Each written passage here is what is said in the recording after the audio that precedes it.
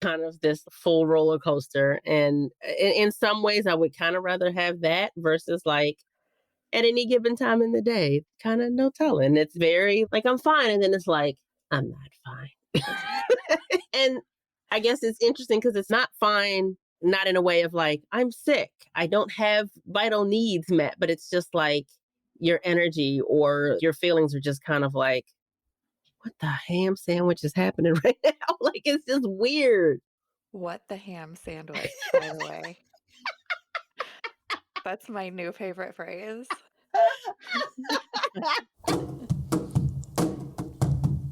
You're listening to The Creative Imposter, episode 106.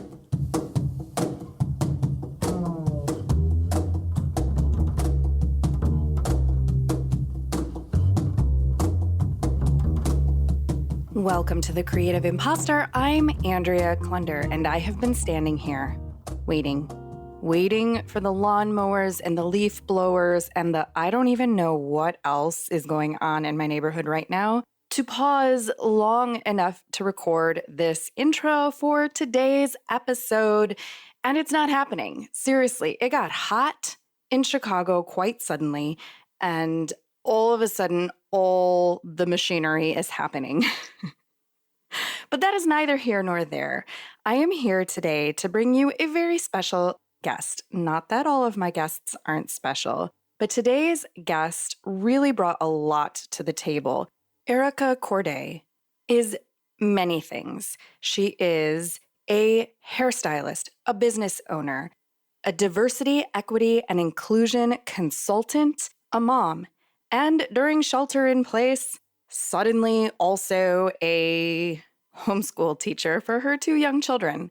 Erica's company and podcast, Pause on the Play, has a tagline, which is visibility plus vulnerability for intentional leaders. And that, from my experience, is exactly how Erica shows up.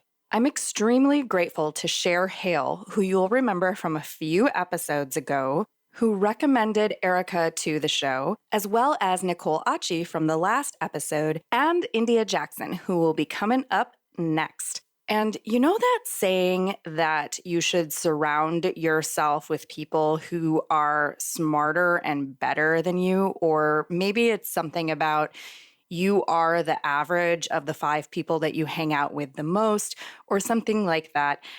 I feel like I have just been initiated into this upper echelon of visible, vulnerable, incredible creative women in business. And I want to stop waxing poetic just so that we can get to my conversation with Erica. Full disclosure, we recorded this a few weeks ago when the COVID-19 shelter in place was a little on the newer side, and all of the in-person businesses had shut down. School suddenly went home/online, and everyone was just sort of trying to figure everything out. In this moment, now we're talking about reopening, and that brings with it a whole new set of challenges, stressors, and questions. But what I love about the work that Erica is doing, and specifically about the conversation that we had for this episode, is that her philosophies in terms of business coaching and in terms of bringing more diversity, equity, and inclusion, and yes, we will talk about what that means, to the workplace, to community gatherings, to professional events, is really relevant at large in terms of everything that is going on right now. So here are a few key phrases that I wrote down during our conversation that really sums it up. Have conversations with people, facilitate opportunities to consider things differently, acknowledge where there's disparity in terms of access and opportunities, provide that even playing field, have a backup for your backup, figure out what it looks like to adapt, and allow space to simply connect with people. I don't know. That sounds like a pretty good philosophy for life and business as far as I'm concerned. Links to Erica's podcast, Pause on the Play, her consulting services, her socials, and more can be found in the show notes for this episode in the description in your podcast app and at thecreativeimposter.com/106. There, you will also find a link to join me for Craft and Culture. If you have ever thought about podcasting, or maybe you're already podcasting, but you're feeling a little bit lost, like, where do I go next? How do I really utilize this platform to its fullest to reap all of the benefits and rewards that I keep hearing podcasters talking about? Or, as Erica said, how do I find the opportunity to consider things differently? Well, I have a community that I am creating just for you using Patreon as a platform. The link, once again, is in the show notes, or you can go there directly by heading over to thecreativeimposter.com/craft and culture. And there, for a very affordable monthly contribution, you will get access to everything I know about podcasting. You will be able to ask questions, have them be answered, and this goes far beyond what is the best microphone to use. This is much more about crafting a show that you and your audience will love. My next masterclass, Responsive Podcast Content Strategy, is coming up June 2nd, 2020. And if you are listening to this after June 2nd, no worries, because once you join Craft and Culture, you will have full access to the replay along with replays of Launch Your Podcast, Get Better Interviews, and whatever other masterclasses are coming up next. Hey, you could even suggest a topic for a masterclass and see if I make one. But enough about your show. Let's talk with Erica Courdae from Pause on the Play. So you are many things. You are very multi-talented from what I can tell. You are the producer and host of Pause on the Play podcast. Mm-hmm. You do DEI consulting, which is diversity, equity, and inclusion for anyone who doesn't already know that. You do speaking gigs. You have a local hair salon where are you located again? I'm right outside of Baltimore, but my salon is actually in Baltimore. Okay. And you have 2 kids at home with you as Yep. we speak. So there's a lot of different things that we can talk about right now in terms of how you're coping and how you're shifting things around in your personal and professional life in light of current situations. But where do you feel like you want to begin? Like, what is top of mind right now? It feels like because so many things are up in the air and they feel uncertain and they feel very, not that we truly ever have any control over anything, but it's like whether you want to be or not, you're very cognizant of the fact that you don't have control. And so it's very interesting to see how being able to create structure or certainty or surety wherever you can right now. I mean, to me, it's something that's always important, but this is one of those times that it's even more so because you need something that you feel like you can hold on to, something that is like, I can actually stand on this and know that I'm safe.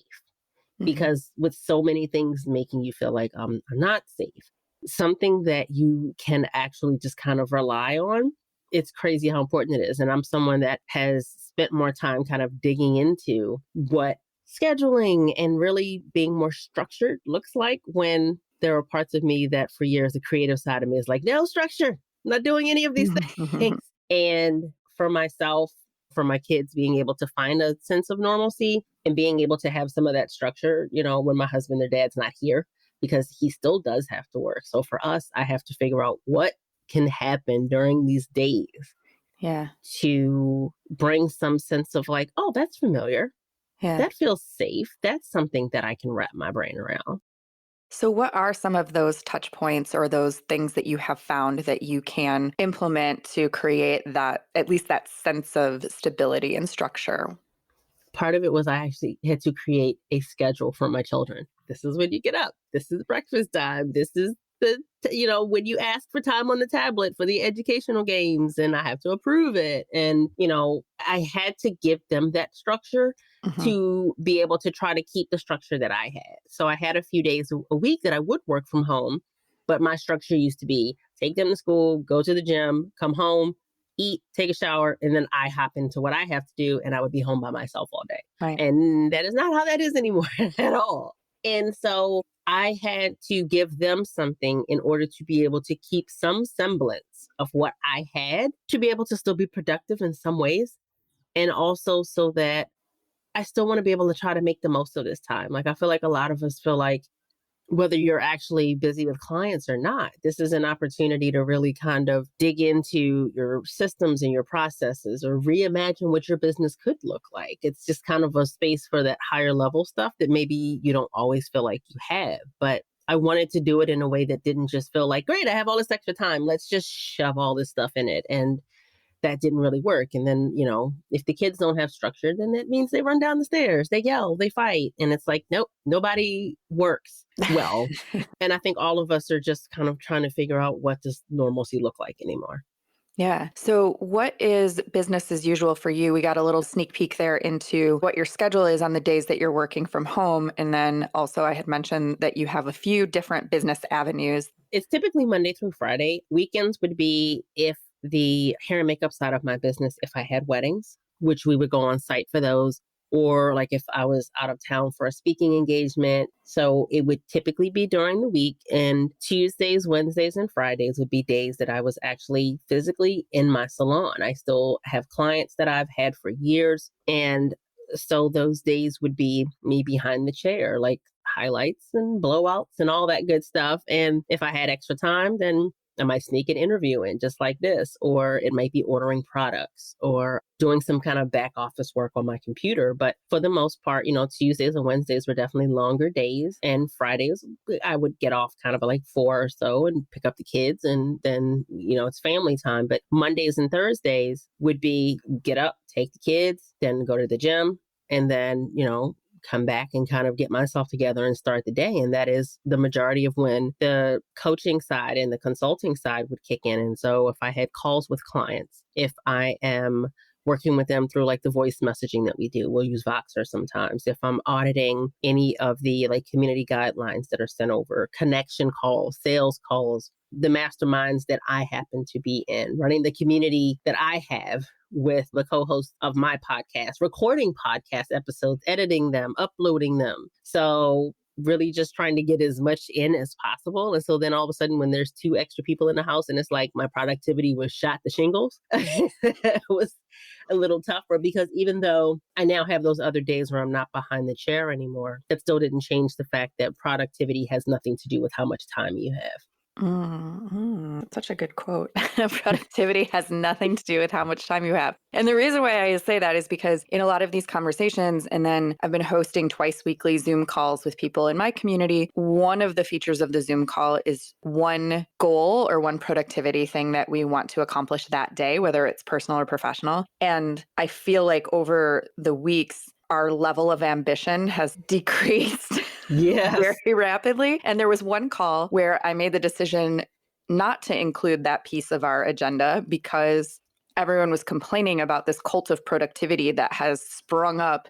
I mean, it's always been there, I think, but it has sprung up even more strongly on social media, where it's like, now that you're home and you have all this free time, you can write a book and you can create a whole new business plan and you can learn a new language and you can do all this stuff. Where someone was even saying, like, Gwyneth Paltrow was like out there saying all these things that you can do to improve your life right now. And it's just like, shut up, Gwyneth. Like, no, I can't.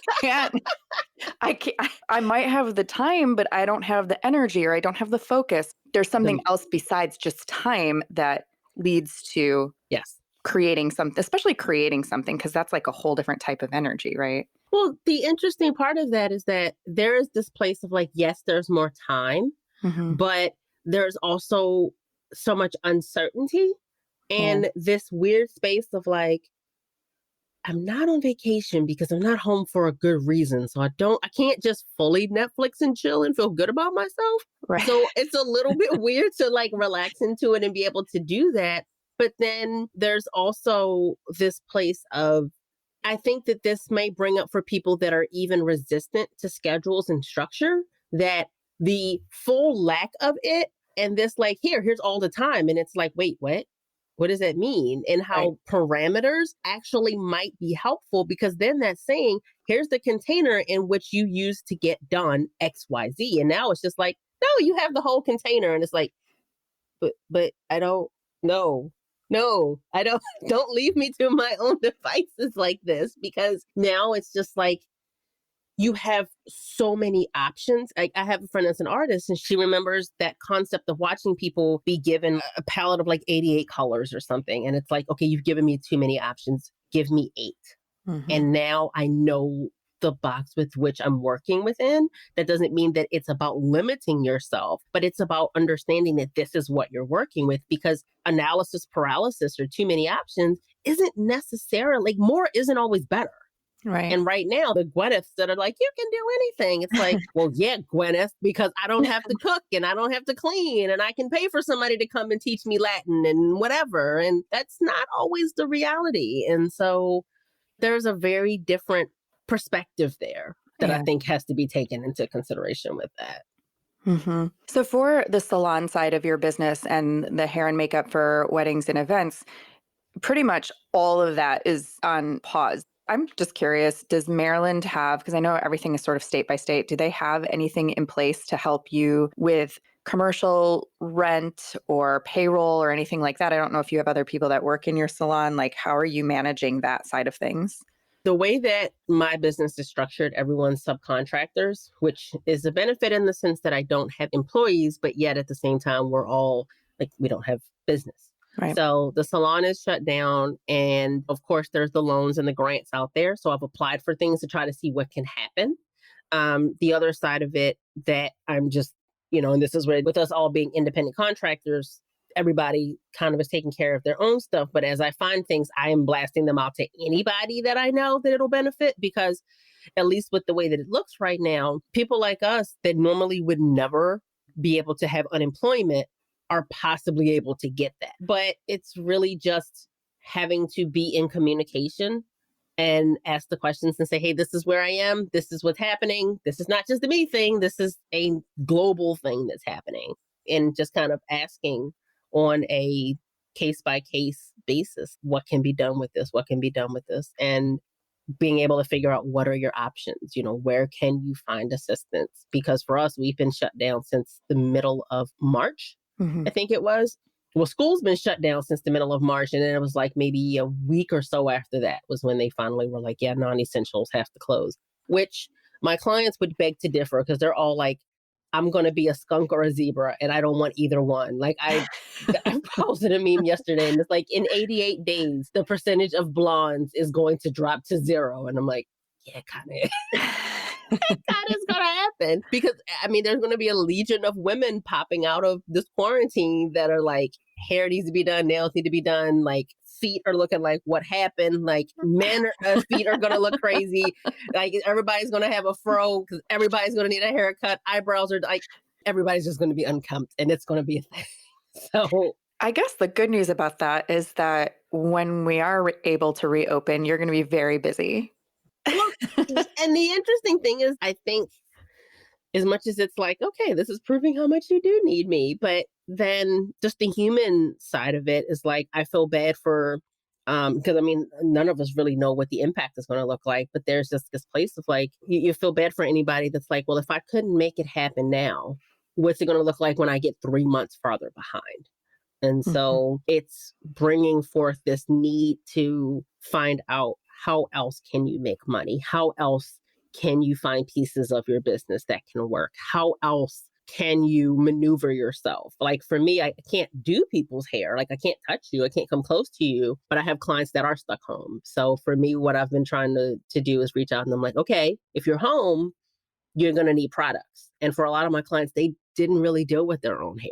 And so it's like, okay, so what do you need? I can send you products to at least help. And so while it's not by any means like covering everything, at least it's a way to attempt to see if it will kind of help here or there. And that's with what you can find with those that you're getting in contact with, the places that are still open, because a lot of places aren't.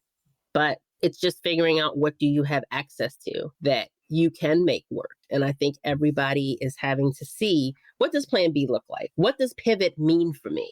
What does it look like to not be able to do this the way that I've always done it? What are there other options that maybe I haven't considered? Is there a different business model that wasn't the one that I had? Yeah, I think that's so true. And I'm thinking about the part of your business that is speaking and consulting. In my business, so I help other people with their podcasts and I produce and edit. So that is something that I can do from anywhere. And that is still ongoing. And that has been my primary bread and butter. And then there's another aspect of my business, which is the producing and the editing. And then there is consulting. And then what I've been trying to grow into is more speaking and live events and, being in the room with people and training. And that was sort of the direction that I was building my business model and where I really want to go. And now, obviously, all of that has just like dropped out. And there was part of me that was Mhm. thinking, well, thank God I hadn't completely shifted all of my revenue to that model. I was still in the production, editing, and consulting side because I can still do that. But what is different for me is that though I can still do my job, not all of my clients can still do their job. And so, do they then have the financial resources?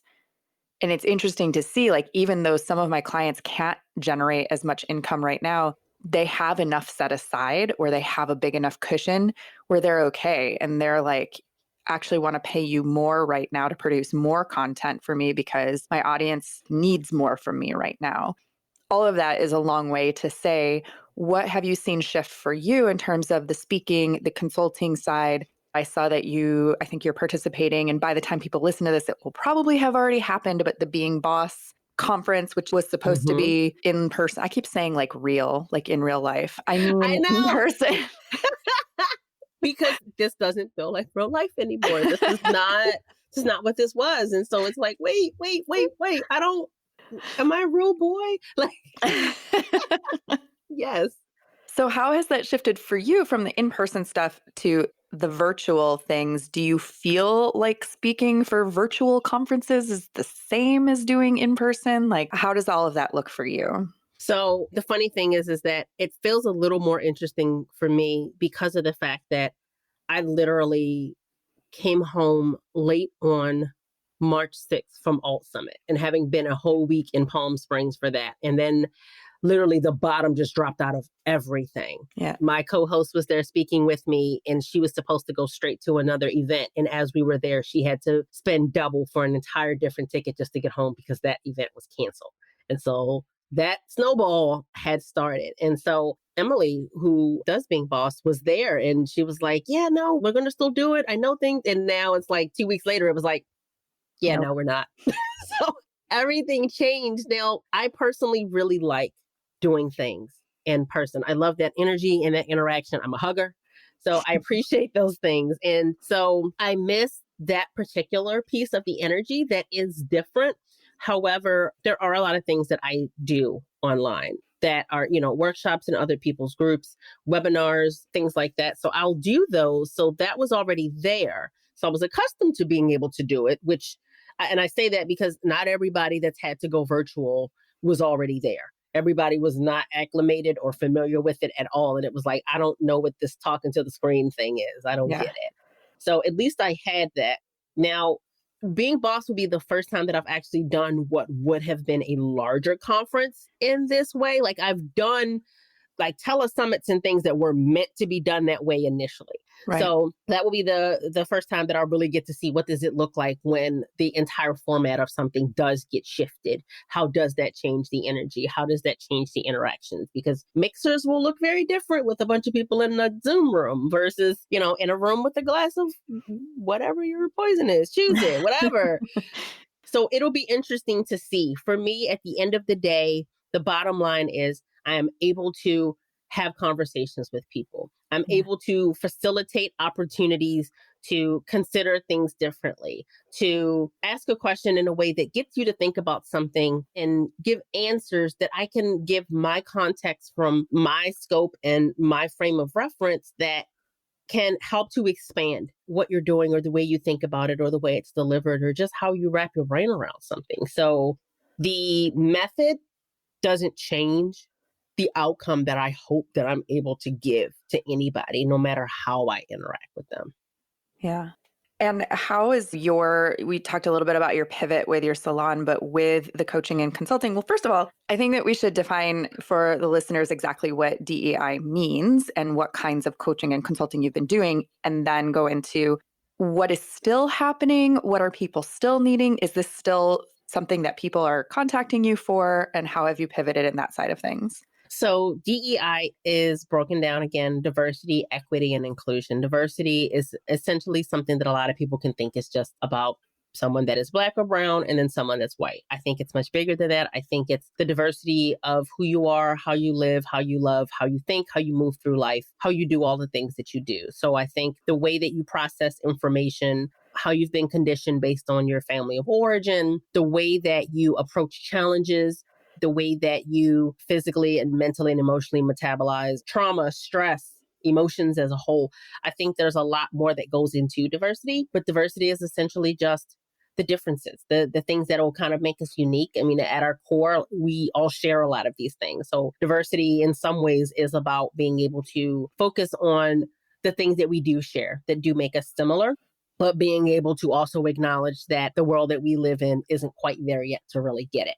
So it's really being able to acknowledge where there's some disparities when it comes to access and opportunities and things like that, and being able to kind of work on that. And the equity piece is kind of where that happens. And that's being able to provide that even playing field of what you can do versus maybe what you want to do when you're just like, well, I can't have those things. Those things aren't there for me, or I've never thought that I could. So it's the evening of the playing field. And the inclusion is basically anybody that wants to be included, feeling as though they can be included. They have that ability to be a part of things and to not feel as though like, oh yeah, I can walk in the room, but it was actually designed with me in mind. It's actually something that was created with someone thinking about what mattered to me and what my needs are. And so for a lot of the people that I work with, it kind of manifests in you identifying what your individual beliefs, ethics, values are, and how those things can feed into the business that you have. How it is that this shows up in things like community guidelines if you are running a community. How does this show up in your core values for your brand? How does this show up in the actual values of the business and how that goes into hiring, how that goes into supply chain, the things that you purchase, the conferences that you attend? Essentially, how does this create the heartbeat of your business, and what does that say about it? And what does that then do? How does that feed out? So I still have people that are like, I'm building a community, and community is even more so important when people do feel disconnected physically. So it's still important to be able to figure out we are now virtual, and even any of the in-person components are now kind of shifted. So how can we make sure that nobody feels as though they're not included if you're at home and your kids are home, or you're now maybe crossing time zones, things like that. So what does equity mean within your business? If you think about community guidelines, what is it that someone wants or needs to feel in order to be included, to feel seen, to feel as though what they represent or what they stand for is actually mirrored back to them? What is it that maybe you don't realize because it's not a part of what you consider to be normal, but what is the normal of someone else that you want to be of service to? So there's a number of pieces that go into it. And it just really depends on where you are, where the business is, where the brand is. People do still want that. And again, because so many things are shifting the way that they're done, businesses that are now having to go completely online have to completely overhaul some of these things to make sure that they are actually being inclusive for people that are like, okay, now I have kids at home, or I can't work that normal kind of 9 to 5 type of schedule, or the internet is screwed. How else can we make these things work? And, how can I still feel valued when no one can come by my job and say, hey, great job? My desk can say great. Like, how do you still keep culture going when you can't keep culture the way that it was initially meant to be dispersed? How can you maintain those things? There's almost like a whole new way of thinking that I see opening up for the work and the consulting that you're doing. And I've been thinking about this in a couple of different ways. One is in terms of the creative, entrepreneurial, professional space, this idea of things shifting online, and even realizing for me, I was used to doing co-working sessions in Chicago in person. And obviously, like, it was very limited who could attend because it's at a specific geographic location, a specific time. You need to be able to have transportation, whether it's public transportation or whatever, to get there. And having them online, it opens up more people who are able to attend. But, like, we were doing them at 10 a.m. Central. And so that was our normal time that we would meet. So I was like, oh, we'll keep doing it at 10 a.m. Central. And then I have all my West Coast people who are like, that's really early for me, Mm-hmm. And so then I said, okay, well, let's add a second one, because I asked my current community that was used to meeting, and they're like, we want to keep it at the same time because it gives us that sense of consistency. I was like, great, we'll have two. One will be on Tuesdays at noon, Mm-hmm. and one will be, at the regular time at 10 on Fridays. And so even thinking about how to accommodate that, but then beyond that, you had me thinking about, well, people who don't have decent lighting for their video call, or feel weird about you seeing the background of where they are, or there's like so many other things. And then on top of that, I've also been thinking about education. And I don't know what your kids' schooling situation is in terms of whether your schools are trying to do online access and education. But I know that over here in Illinois, it's a hot mess. I think it's a bit of a hot mess everywhere because some are better, but as a general statement, nobody was ready for this. And Yeah. especially not long term, because even though they keep saying, oh, we'll just do a couple weeks at a time in some of these places like they have here, I mean, we have all pretty much wrapped our heads around that the rest of the school year is probably a wash. And we just don't know. We just don't know what anything is going to look like anymore. Right. One component of my business is I actually teach an after-school program for high schoolers who are in a diverse learning school environment. And so most of my students are autism spectrum or cerebral palsy or intellectual and developmental disabilities. And the after-school program, they create a podcast. We create a podcast together. And the after school program is run through a nonprofit organization, and they decided to continue to pay the instructors, even though we can't run the program. And the students also receive a stipend for participating, and they decided to still give the students their stipend. However, they have asked us as instructors to try to be creative to provide online education and learning resources for our students. And I'm like, listen, my Chicago public school students with special needs, half of them definitely do not have computers at all at home. Mm-hmm. Some of them don't have Wi-Fi in their home. I would say there are probably in my group right now, at least a third do not have a smartphone. They might have a cell phone that's like for emergencies only, but they don't have a smartphone. Right. So some of them can't really talk on the phone. Even if I were to call them, I mean, also just because they're high schoolers in this day and age, none of them want to talk on the phone. No, no. So some of my students I can text, but I'm like, there is a huge disparity between students who can do their education online because they have the resources and the knowledge at home, or they have a parent that can hook them up with these things. And then students who are like, they might not have internet connection or reliable internet connection or a device on which to do anything. There's this whole piece of any of these kids that are home, you now have hopefully a parent that is able to be there, because if you had, let's say you had two parents that are in the healthcare industry, well, they're not there. They're not there. Mm-hmm. And so even with me having a business that I can run from home, and it's not, I still don't have this space where I can sit with my kids for 5, 6, 7 hours straight and be able to give instruction. So a lot of it ends up being, here's worksheets, here's an app, here's a book, and trying your best to kind of maneuver through these things how you can, because none of us signed up to be entrepreneurs and stay-at-home moms and homeschoolers. And luckily, a friend of mine that's a homeschooler, she's like, this is not homeschooling. This is you having to wear all the hats. This is you being the cook, the clean, the maid, the everything, on top of running a business and having to figure out how to wrangle kids and teach them. She's like, this is not what this looks like, but this is what we're all thrown into the deep end of the pool with, to try to figure it out without even having the considerations of what are the technological barriers that are popping up? What are the time barriers? What are the access barriers? What are the attention barriers? And some of it with ability, it's the fact of like, I'm not a teacher.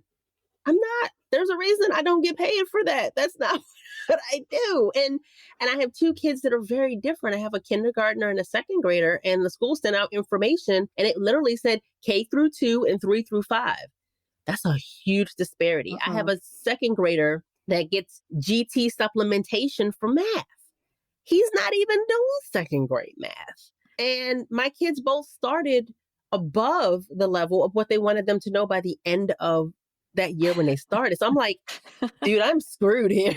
I don't like. I almost wish that there was somebody that's like, just pay me and I will be on Zoom with your kids and I'll teach them, because I literally don't know how.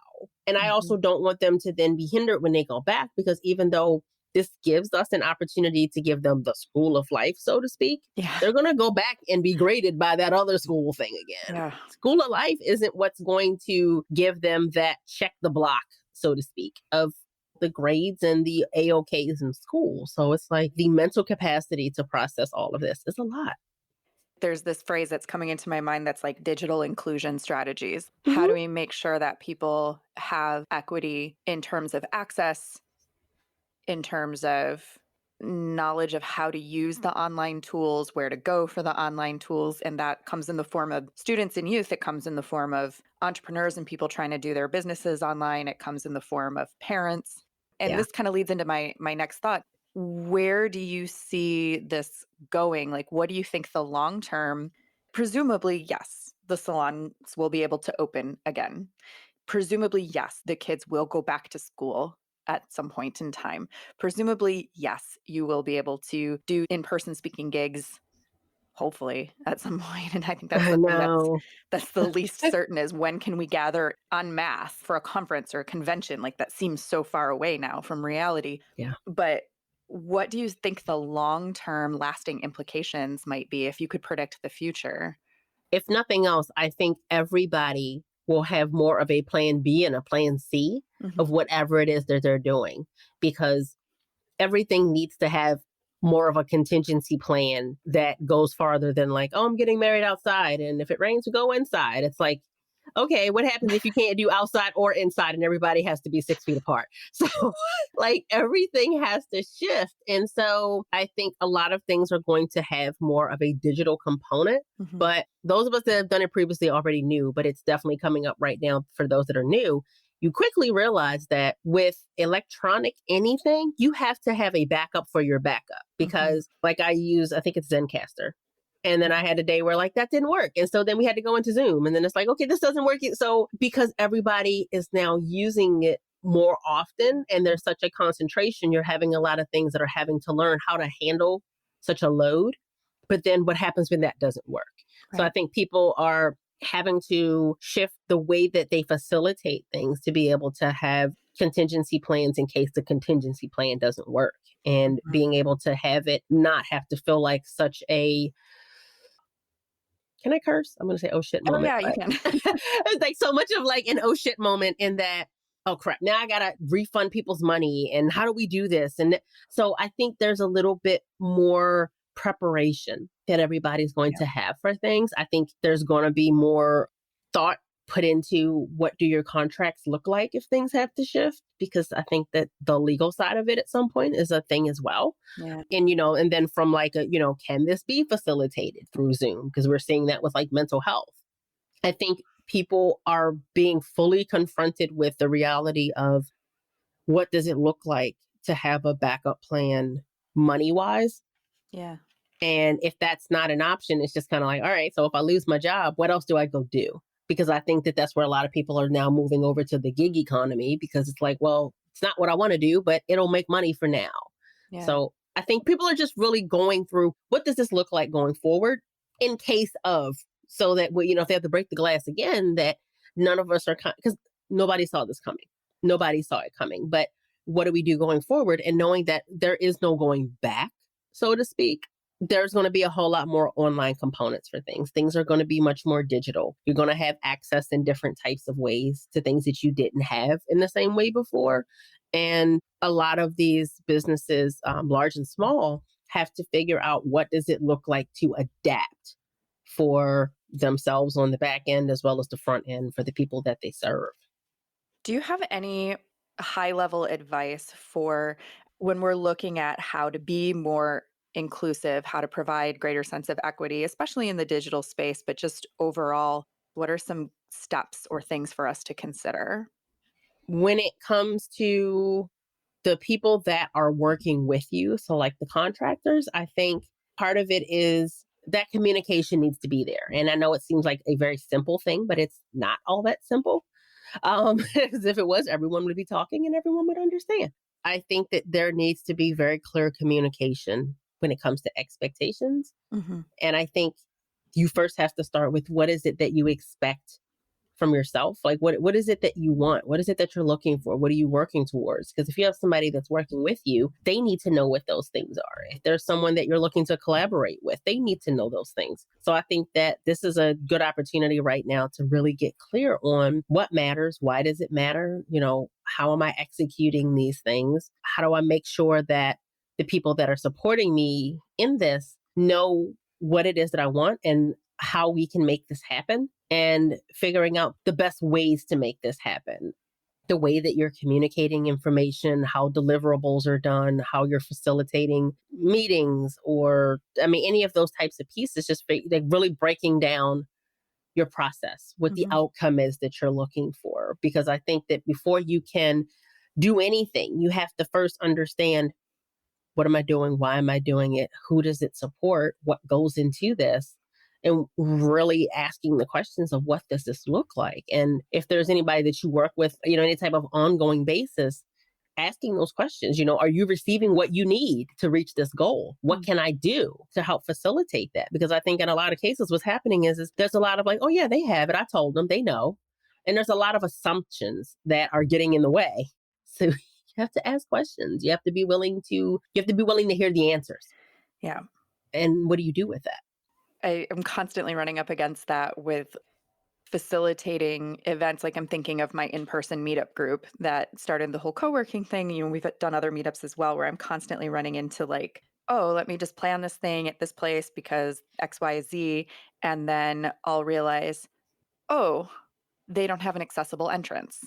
And I don't know if anybody is coming to my meetup that needs an accessible entrance. But if I host that in a space where there isn't an accessible entrance, then I have just prevented anyone who may have been wanting to come, who needed Hmm. that, from coming. And I've also sent them the message that I don't care about that.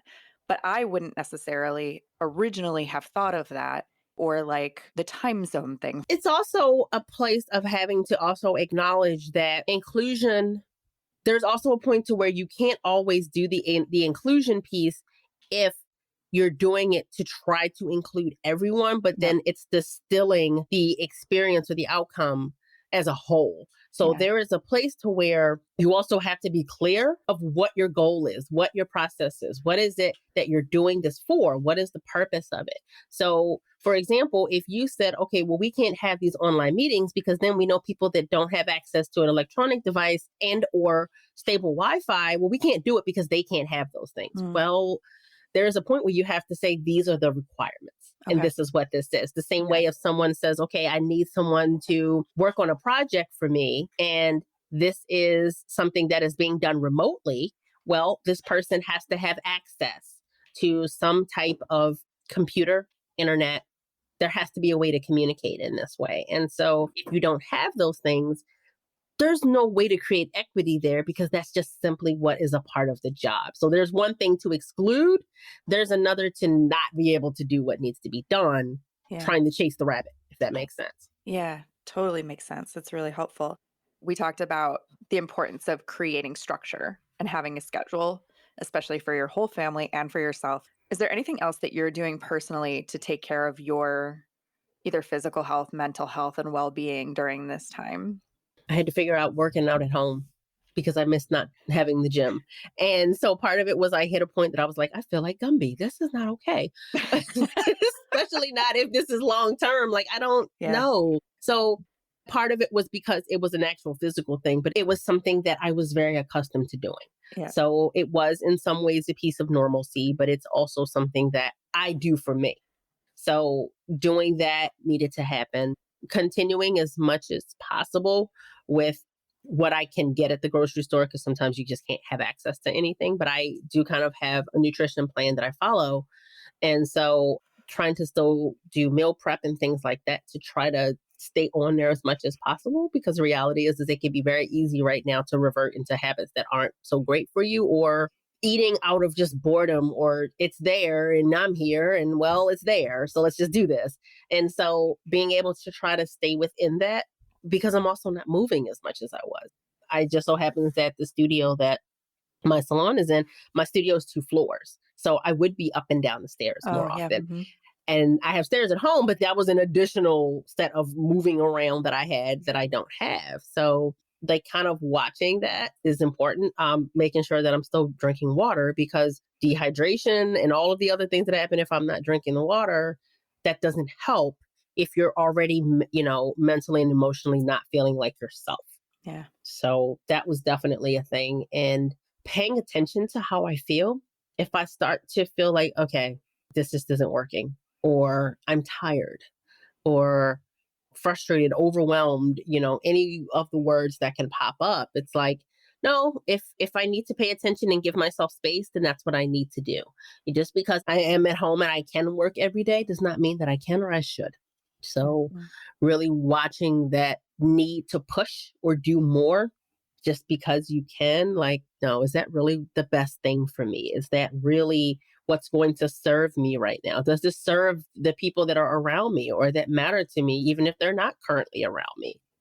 And being able to allow space to simply connect with people just because. And sometimes just making a joke sometimes. Like, we don't, like, there's so much seriousness, and sometimes you have to find something funny. Like, I am just kind of waiting, because I'm like, in 9 months, we're going to have a whole lot of Corona babies. It's like, oh, we had nothing else to do, so here we are. So, I feel bad for those babies. I wouldn't want to be labeled a Corona baby. I wouldn't either, but I wouldn't know. But like, as being someone that has a son that I'm pretty sure he came from one of the snowstorms where we're stuck in the house. So it's like, no, I don't know that I want to be a quarantine baby either. However, I mean, I guess if you're in the house, and especially if you have someone else in there with you, it's like, well, I'm here, you're here, and well, can't work. So what else are we doing? So, and that's where it's just like, it's not to make light of something that's serious, but it's because of the fact that if we all stay in the seriousness, that isn't good for our mental or emotional well-being, which does not then in turn help our physical well-being. So you have to find space to just try to be a human being and connect. And again, it's a piece of normalcy. And just like, hey, how are you? You okay? You need me to send you a donut? Dunkin' Donuts will deliver. I can bring. What do you need? A little bit of that lightheartedness and just finding a little bit of ease is so necessary. It really is. Erica, is there anything else that you want to say that you feel like you haven't gotten a chance to, or that is on your heart for the listeners to hear right now? The only thing I can think of is just keep talking. Keep talking to others and keep listening and allowing people to do the same for you. Just as much as possible, stay open. Stay open. So how are we doing with all of this? Are we staying open? Are we looking for opportunities? One of the quotes that Erica said that really resonated with me is, it still didn't change the fact that productivity has nothing to do with how much time you have. And so, yes, we want to be out there, being visible, supporting other people, showing up for the people in our communities, and doing what needs to get done. And yet, as a leader, we also want to be vulnerable. We also want to be real and honest, and to know that it's okay when we don't have the answers. The important thing is that we're asking the questions. I want to remind you, if you are thinking about podcasting or thinking about going deeper with your podcast, please check out the Craft and Culture membership over at thecreativeimpaster.com/craft and culture. And be sure to connect with Erica. Check out her show, Pause on the Play. You will find links to all things Erica Courdae in the show notes for this episode at thecreativeimpaster.com/106. This episode was mixed by Edwin Ruiz of Mondo Machine. Our theme music is by Jovia Armstrong. Thank you so much to Erica Courdae for sharing your time, your energy, your wisdom, and your fantastic sense of humor. I thank you so much for listening. And this week, I'm inviting you to take Erica's advice and stay open.